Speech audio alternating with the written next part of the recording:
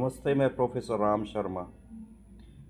सावन का बहुत ही पवित्र महीना चल रहा है और आदि पुरुष आदि देव महादेव शंकर जी महाराज शिव की पूजा चारों तरफ हो रही है।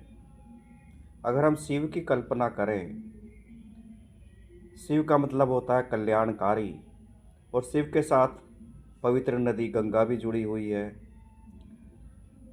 नंदी बैल भी जुड़ा हुआ है, कैलाश पर्वत भी जुड़ा हुआ है, जड़ी बूटियाँ भी जुड़ी हुई है, भांग भी जुड़ी हुई है।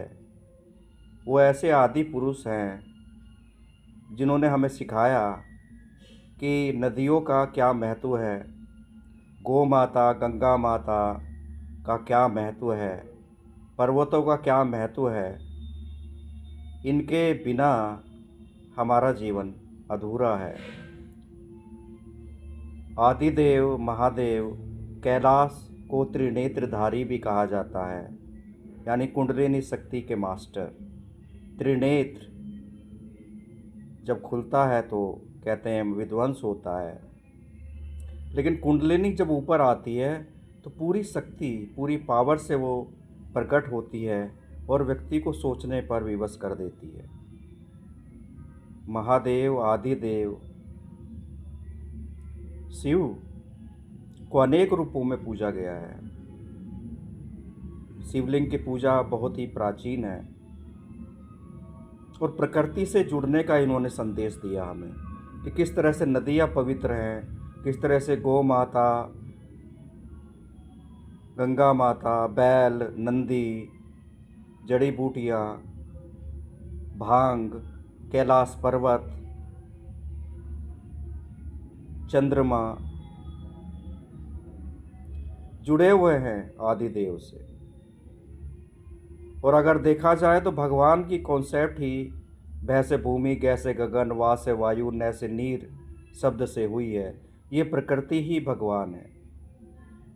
अगर हम पेड़ काट रहे हैं तो अपने अंगों का हम विनाश कर रहे हैं, अपना कोई अंग हम काट रहे हैं।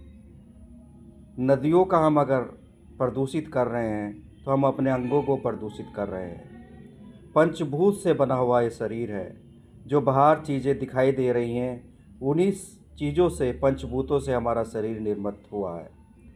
अगर हम वायु, जल, पृथ्वी, इन सबको हम अगर प्रदूषित कर देते हैं तो हमारा शरीर भी प्रदूषित हो जाएगा और ये रोगों का घर बन जाएगा। आज यही हो रहा है कि हमारा शरीर जो है रोगों का घर बना हुआ है।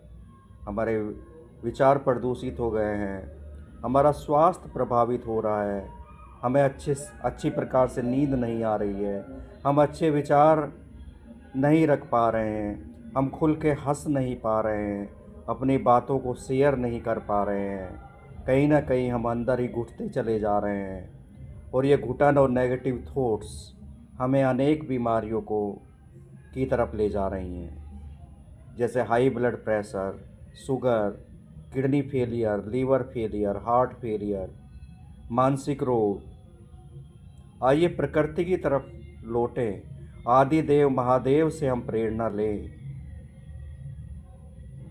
कि हम प्रकृति के बीच जाकर नदी की कलकल सुने, पक्षियों की चहचहाट सुने।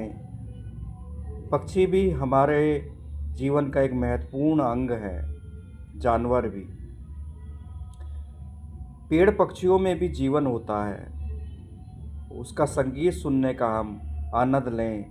धरती की सौंधी सौंधी मिट्टी की खुशबू हम सूंघें, सूर्य उदय और सूर्यास्त का आनंद लें। इस फेसबुक, ट्विटर, सोशल मीडिया से निकलकर हम सोशल बने, प्रकृति के बीच जाएं, पेड़ लगाएं, तालाबों का सौंदर्यीकरण करें, बाग बगीचे लगाएं। वृक्षारोपण का इससे अच्छा मौका कुछ और नहीं हो सकता। बहुत ही अच्छी वर्षा ऋतु का मौसम चल रहा है। हम कुछ ऐसा क्रिएटिव दे जाएं जिसकी महक आने वाली पीढ़ी महसूस करती रहे। हम कुछ क्रिएटिव सोचें, हम अपने आप से बाहर निकल कर सोचें, देखें हम क्या कर सकते हैं। प्रकृति केवल देती ही है, अन्य प्राणी केवल देते ही हैं। उनके पास ना कोई अपनी ज़मीन होती है, ना वो कुछ जोड़ पाते हैं कि अगले दिन अपना भोजन जोड़ लें। ये मानव ही है जो वर्षों वर्ष का जोड़ कर जाने की कल्पना करता है, ज़मीनों पर अपना संपत्ति का नाम लिखाता है, देशों का निर्माण करता है। आइए हमारी सनातन सभ्यता संस्कृति को हम जानने का प्रयास करें, आदिदेव महादेव को जानने का प्रयास करें।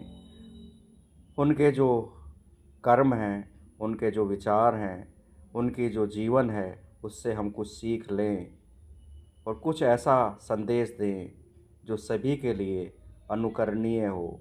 ओम नमः शिवाय, ओम नमः शिवाय, ओम नमः शिवाय। सभी का कल्याण हो, सभी खुश रहें।